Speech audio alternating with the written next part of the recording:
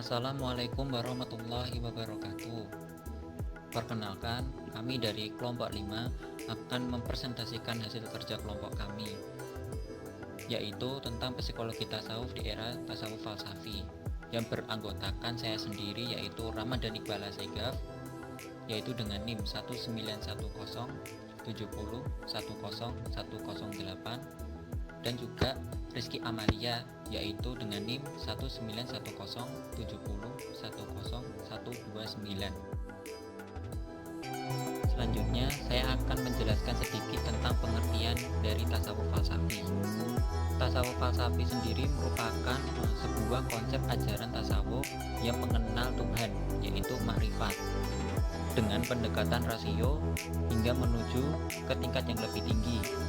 Bukan hanya mengenal Tuhan saja, yaitu ma'rifatullah, melainkan yang lebih tinggi dari itu, yaitu wahdatul wujud, yaitu kesatuan wujud. Pada metode pendekatan tasawuf falsafi sendiri sangat berbeda dengan tasawuf sunni atau tasawuf salafi. Tasawuf sunni dan salafi sendiri lebih menonjolkan kepada segi praktis, sedangkan tasawuf falsafi lebih menonjol kepada segi teoritis.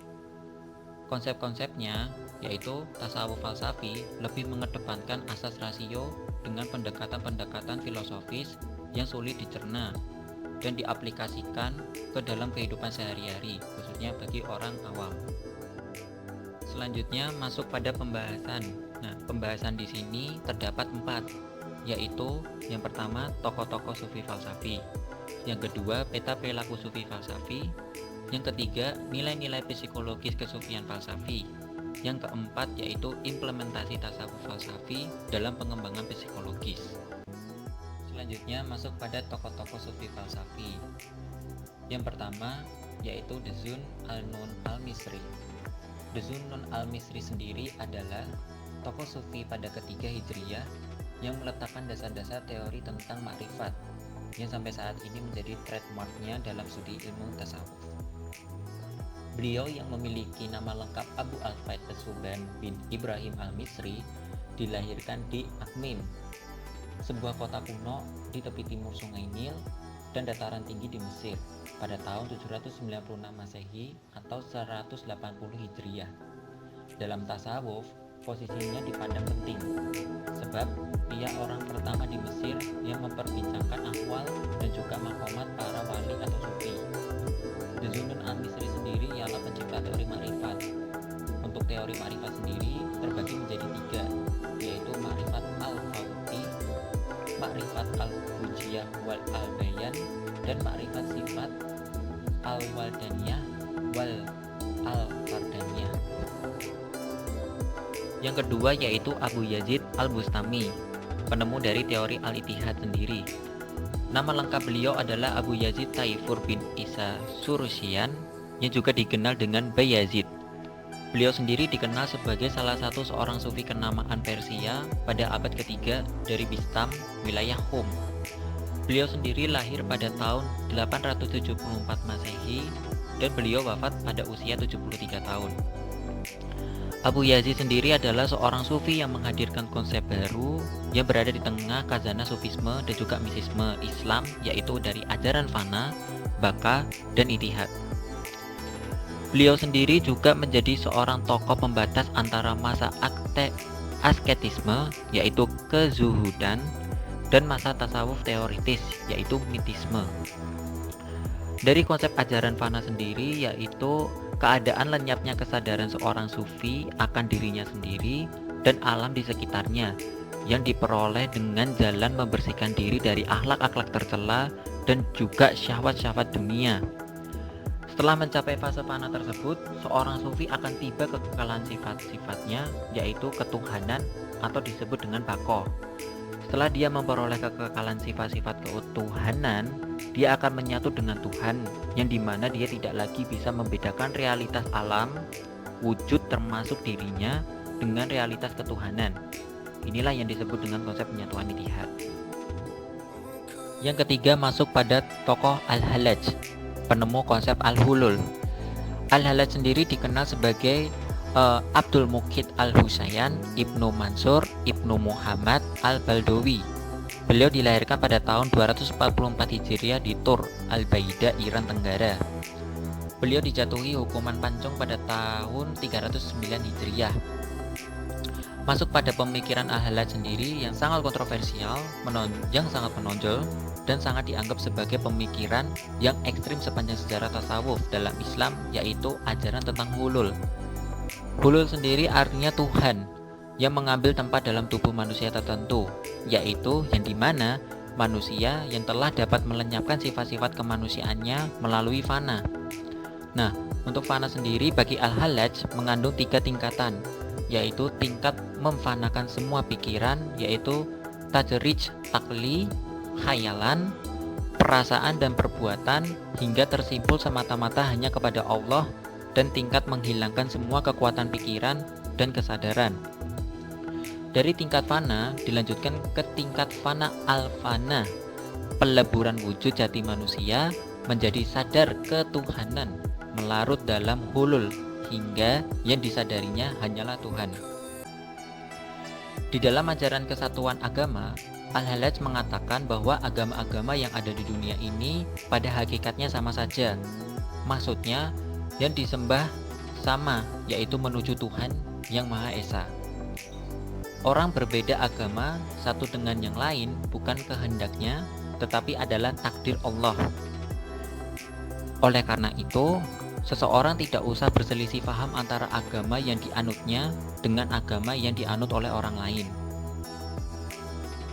Yang keempat yaitu Ibnu Arabi, yaitu Syekh Al-Akbar Al-Sufi, yang dikenal sebagai Muhammad Ibnu Ali, Ibnu Muhammad, Ibnu Ahmad, Ibnu Abdillah Al-Hatimi At-Tai, lahir di Murcia, Andalusia, yaitu bertepatan 560 Hijriah atau 1165 Masehi. Ibnu Arabi adalah keturunan Hatim At-Tai, yaitu seorang penyair dari Bani Tai yang tersohor karena kedermawanan dan kekesatriaannya.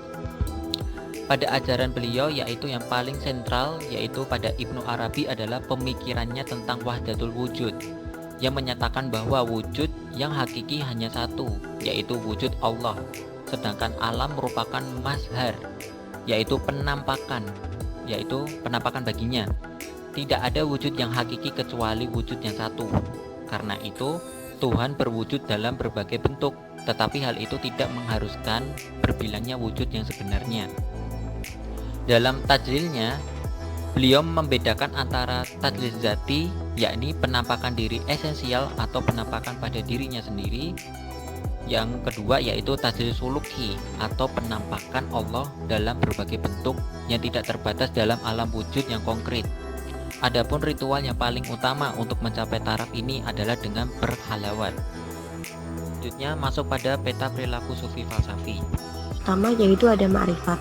Ma'rifat merupakan tahapan puncak yang dicapai oleh sufi dalam perjalanan spiritualnya. Ialah ketika mencapai makom ma'rifat. Ma'rifat ini dimulai dengan mengenal dan menyadari jati dirinya. Ma'rifat dan tauhid adalah makom tingkatan kerohanian yang tertinggi dan merupakan tujuan akhir yang ingin dicapai oleh orang-orang sufi. Kemudian ada musyahadah. Musyahadah ini berawal dari mukasyafah, yaitu terbukanya hijab atau penghalang antara hamba dan Allah. Musyahadah adalah tahapan ketiga dalam tahapan-tahapan tauhid sebagai berikut. Yang pertama ada tahapan iman secara lisan, yang kedua tahapan pembenaran arogastik, yang ketiga tahapan musyahadah atau mukasyafah atau ma'rifat, dan yang keempat yaitu tahapan fana. Selanjutnya yaitu al-ittihad. Kata ittihad sendiri secara bahasa berarti dua benda menjadi satu. Sedangkan secara terminologi tasawuf, al-ittihad berarti suatu tingkatan dalam tasawuf, yaitu apabila seorang sufi merasa dirinya bersatu dengan Tuhan. Tahapan ini dialami oleh seorang sufi setelah ia melalui tahapan fana dan baqo.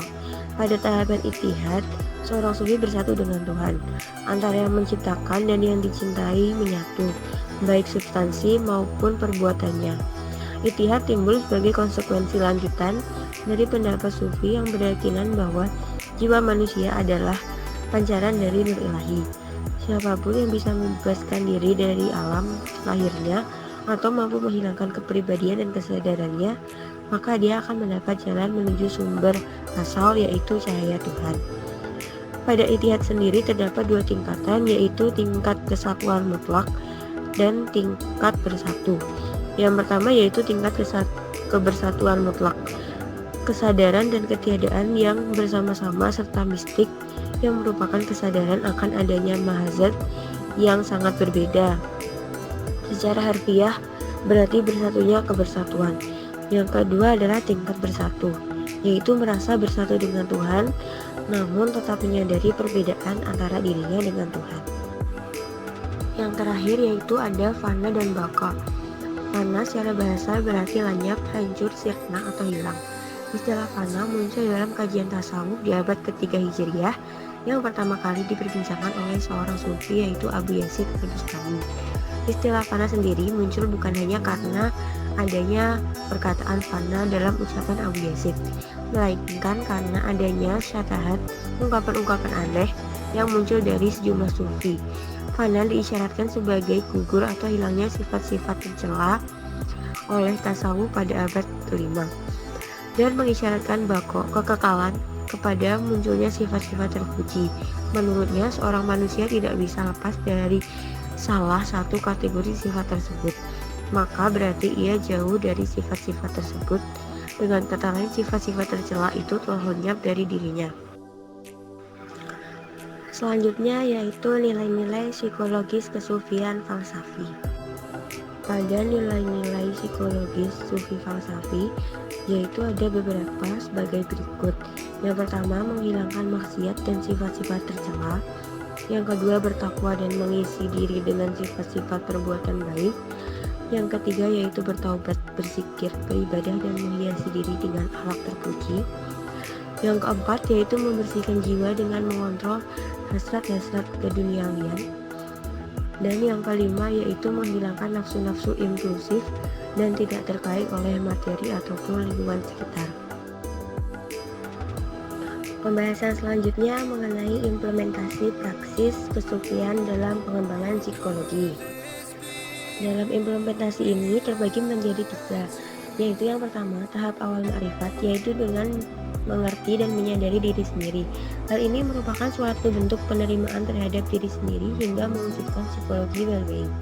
Yang kedua yaitu adanya tingkatan-tingkatan makom dalam sufi, biasanya menjadi coping stress pada manusia. Hal ini bisa dilakukan dengan psikoterapi, dengan psikologi tasawuf sebagai metodenya. Dan yang terakhir yaitu dalam tasawuf perlu adanya pelepasan emosi yang terpendam, atau bisa disebut juga dengan katarsis. Dengan melatih katarsis ini, maka diharapkan dapat menyembuhkan jiwa yang mengalami gangguan. Kesimpulan dari tasawuf falsafi adalah tasawuf ini merupakan ajaran perpaduan antara visi mistis dan rasional. Berbeda dengan tasawuf akhlaki atau sunni, tasawuf falsafi menggunakan terminologi filosofis dalam pengungkapannya, serta berasal dari bermacam-macam ajaran filsafat yang telah mempengaruhi para tokohnya. Tasawuf falsafi muncul sejak abad ke-6 Hijriah, meskipun para tokohnya baru dikenal satu abad kemudian. Sejak saat itu, tasawuf jenis ini hidup dan berkembang, terutama di kalangan para sufi yang juga filosof. Ciri umum tasawuf falsafi adalah alirannya yang samar-samar akibat banyaknya istilah khusus yang banyak dapat dipahami oleh mereka yang memahami ajaran tasawuf jenis ini. Adapun beberapa tema ajaran tasawuf falsafi berkenaan dengan makrifat, fana dan bako, ittihad dan hulul. Sekian presentasi yang dapat kami sampaikan, kurang lebihnya kami mohon maaf. Terima kasih. Wassalamualaikum warahmatullahi wabarakatuh.